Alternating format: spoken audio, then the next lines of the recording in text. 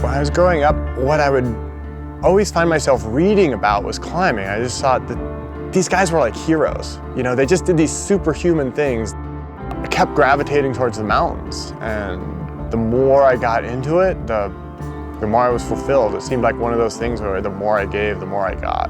And it just became this path that became my whole life.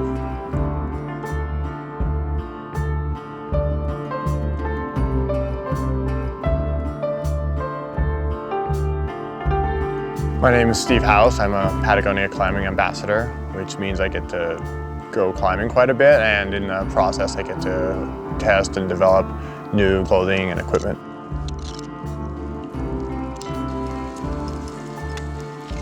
You can't always sort of baby your stuff. I mean, stuff gets torn up and nicked, and or if you're suddenly in a chimney and it's desperate, and of course you're gonna like shove your shoulder back in there and like get your elbow, and you're just gonna do everything you can to get up there because you don't want to fall.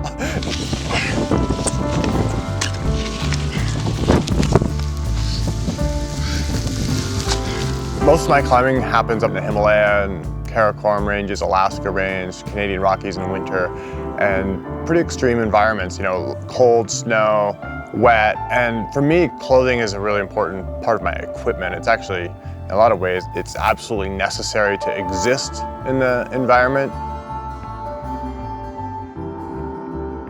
I think my very first Patagonia piece was a Capilene zip turtleneck. I still have it, and it's just holes from the bottom of the shoulder to the wrist, and the whole cuff is just completely frayed. That was my base layer. It was the only one I had for a long time. And so for me, it's linked to these places where I did all my first mountaineering trips, all my first winter climbing, my first expeditions. To get rid of it, it would be like throwing away a journal.